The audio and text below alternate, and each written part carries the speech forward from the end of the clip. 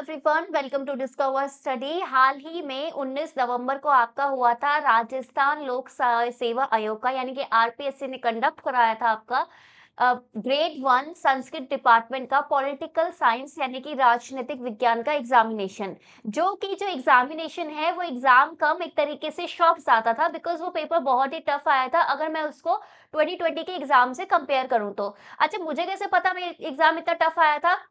क्योंकि मैंने उसकी डिटेल एनालिसिस एक-एक क्वेश्चन की आपको 20th नवंबर को ही दे दी थी। अब मैं इस वीडियो में बताना चाहती हूँ कि क्या कट ऑफ का सिनेरियो रह सकता है, कितनी कट ऑफ जा सकती है और इससे आपको एक आइडिया मिल जाएगा कि जैसे बहुत सारे लोगों ने जैसे मुझे कमेंट में पूछा था कि क्या हम इसकी तैयारी कंटिन्यू करें या फिर हम ग्रेड 2 या फिर रीट पे शिफ्ट हो जाएँ, ठीक है? बिकॉज़ वो पेपर इतना टफ आया था लेवल उनको and in fact paper tough होता है वो बात अलग है, लेकिन आपका नेगेटिव मार्किंग भी जब 1/3 हो तो आपका पूरा कॉन्फिडेंस हिल जाता है।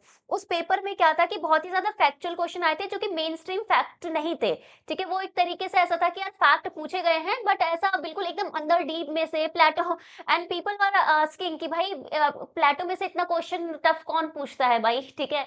सो इस तरीके के क्वेश्चन आए थे। अब अगर मैं इसको पिछली बार की जो कट ऑफ है जो आपको 2021 में आ गई थी उससे अगर कंपेयर करूँ, तो मैं एक बार आपको बता देती हूँ कि जनरल और डब्ल्यूई वाला जो आपकी कैटेगरी है उनकी कट ऑफ गई थी आउट ऑफ 300 मार्क्स आपका 172 गई थी। दैट मीन्स क्या है आपका 86 क्वेश्चन आपके सही होने चाहिए थे।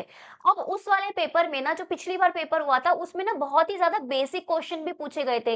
जैसे कॉन्स्टिट्यूशन से आपसे बेसिक क्वेश्चन पूछ लिए कि पंचायत से रिलेटेड, ठीक है? उसके प्रोविज़न से रिलेटेड मैच करने से जो कि आप इज़िली कर सको। लेकिन अगर मैं उस पेपर को अभी 2024 वाले पेपर ये जो 19 तारीख को हुआ है, अगर मैं इससे कंपेयर करती हूँ, तो क्वेश्चन कुछ भी मेन स्ट्रीम नहीं थे, ठीक है? बिल्कुल मेन स्ट्रीम क्वेश्चन बिल्कुल नहीं थे। अगर आपसे कॉन्स्टिट्यूशन से भी क्वेश्चन पूछा जा रहा है तो डायरेक्ट क्वेश्चन नहीं था। आर्टिकल से रिलेटेड एक आपको मैच द फॉलोइंग वो सब मिला होगा, डीपीएसपी वाला जो मैं बोल रही हूँ जो ईज़ी था। बाकी जो क्वेश्चन थे बहुत कन्फ्यूजिंग थे, जैसे कि फंडामेंटल ड्यूटी से पूछा गया था कि 4 चीज़ें दे दी कि भाई इसको साइंटिफिक टेम्पर वगैरह ये जो 4 चीज़ें इसको ना आप क्रोनोलॉजी क्रम में लगाइए, ह्यूमैनिज़्म, ठीक है? आपका इनको स्पिरिट ऑफ इंक्वायरी रिफॉर्म, तो इस तरीके से क्या है लोगों को पता होता है कि चलो ये चीज़ है बट एग्ज़ैक्ट नहीं पता होता।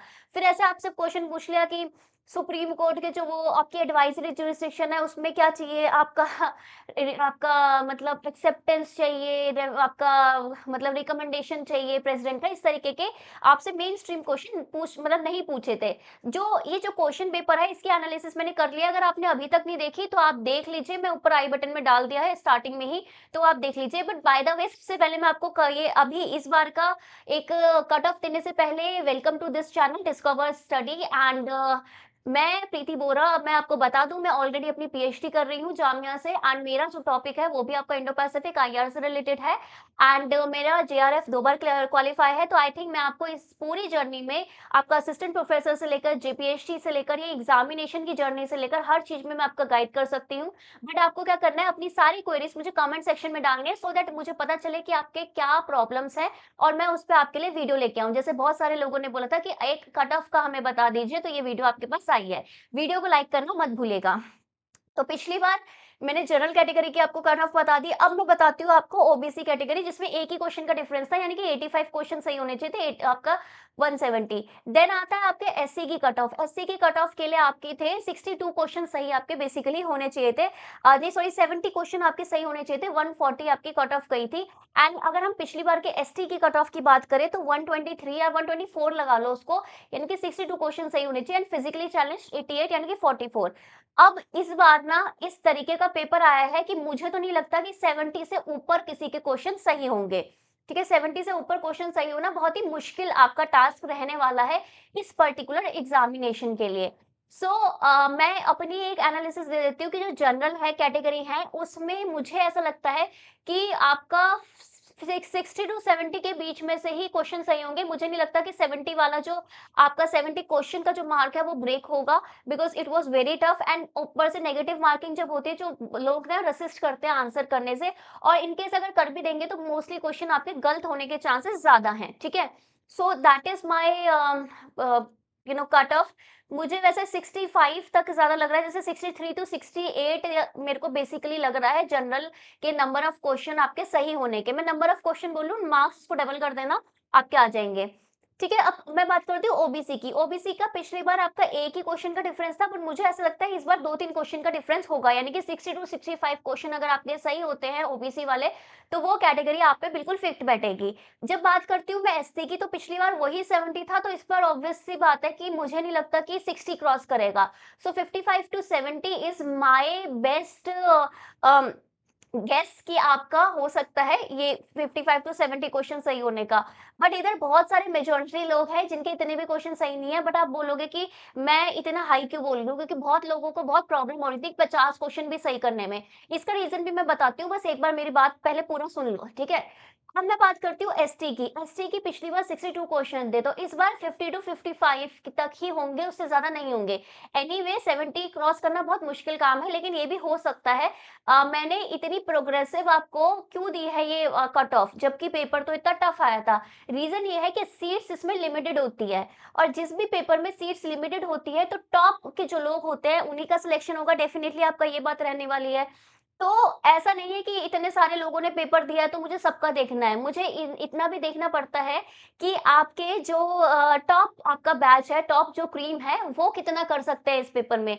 क्या उनके लिए भी इतना टफ था? ठीक है, वो चीज़ें हमें देखनी पड़ती है। जैसे पिछली बार 23 सीट्स थी, इस बार कितनी है ज़रा मुझे कमेंट करके बताओ, ठीक है? 17 है कि कितनी है या 32 है? ठीक है, ये मैं 2 ऑप्शन दे रही हूँ आपको। लेट्स सी ना कि आपको कितना पता है अपने पेपर के बारे में। ठीक है, तो अब इतना जब इतनी लिमिटेड सीट होती है ना, तो हमें थोड़ा-सा हालाँकि ये जो मैंने कट ऑफ का आपको बताया है, थोड़ा-सा ये भी डिसहार्टनिंग है, क्योंकि मोस्टली लोगों का इतने भी क्वेश्चन नहीं हो रहे होंगे। बट अगेन अगर मैं बहुत ज़्यादा रिस्ट्रिक्टेड रखूँगी इस कट ऑफ को, मैं बोल रखूँगी कि यार ठीक है यार, आपको मतलब आपका हो जाएगा बहुत ईज़िली, सब कुछ हो जाएगा ये वो, तो फिर शायद मैं झूठ बोल रही होंगी। बिकॉज़ लिमिटेड सीट है, अगर अगर सपोज़ एक एग्ज़ाम्पल ले लो, एक सीट है जिस पे 1000 लोग इंटरव्यू दे रहे हैं, ठीक है? और वो चाहे पेपर वो कितना भी टफ हो, लेकिन 1000 में से कोई एक अगर होगा, तो वो तो अच्छा करेगा ना, उसका मेरे ख्याल से एक्सेप्शनल बुद्धि तो होगी ना। सो दैट इज वाई मेरे को थोड़ा ओपन कट ऑफ देनी है, एंड मुझे ऐसा लगता है कि ये इसी ट्रेंड को फॉलो करेगा।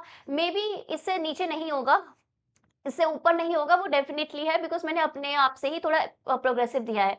अच्छा, दूसरा एक क्वेश्चन जो कि कमेंट में बहुत सारे लोग पूछ रहे हैं, वो ये है कि पॉलिटिकल साइंस के पेपर्स की तैयारी कैसे करें, ठीक है? सो पॉलिटिकल साइंस की चैनल में आप देखेंगे ना प्लेलिस्ट में, तो पूरी प्लेलिस्ट बन रखी है यूनिट वाइज़, जैसे political theory, comparative politics, IR, western political thought, Indian political thought, जो भी आपको मिलता नहीं है एक्चुअली, बहुत ही टफ लगता है। वो सारे लेक्चर्स बड़े-बड़े 1-1 घंटे के लेक्चर्स होते हैं, और ऐसे 7-8 लेक्चर्स तो एक यूनिट में होते ही हैं। वो सारे हमारे जो चैनल है, चैनल में प्लेलिस्ट में रखे हुए हैं, आप वो देख सकते हैं। एमसीक्यू जो हमने करा रखे हैं मॉक वाले, जो मैं हमने खुद से बना के करा रखे हैं, कुछ प्री-वाईक्यू नहीं है, वो 3000 से भी ज़्यादा है। और जो सबसे बड़ी प्रॉब्लम आप फेस करते हो वो ये है कि यार हमने पढ़ तो लिया, बट फैक्ट याद नहीं हो रहे हैं, ठीक है? तो वो जो फैक्चुअल चीज़ें हैं हर एक यूनिट से रिलेटेड, उसकी भी अलग से प्लेलिस्ट बना रखी है। तो प्लेलिस्ट को आइए एक्सप्लोर कीजिए, चैनल को सब्सक्राइब कीजिए, नोटिफ़िकेशन ऑन कीजिए, आप ऑन कर लीजिए, सो दैट कोई भी आपको इन्फॉर्मेशन आए तो तुरंत आपको मिल जाए। और आपको और भी कोई डाउट है, कुछ क्वेरी है, तो आप पूछ सकते हैं। हाँ, मैं 1-2 दिन में आपका जो राजस्थान का जो असिस्टेंट प्रोफ़ेसर का इंटरव्यू होने वाला है, उस पे भी मैं एक वीडियो लेके आऊँगी, बिकॉज़ मेरे को खुद को डीयू के इंटरव्यूज़ का बहुत एक्सपीरियंस है, एंड इंटरनेशनल आपके इंटरव्यूज़ का भी बहुत एक्सपीरियंस है, तो आई थिंक वो मेरा जो एक्सपीरियंस है वो आपको डेफिनिटली काम आएगा। सो बने रहिए डिस्कवर स्टडी के साथ। Bye bye, take care, have a nice day, all the best for your result. I hope आपका सिलेक्शन हो जाए।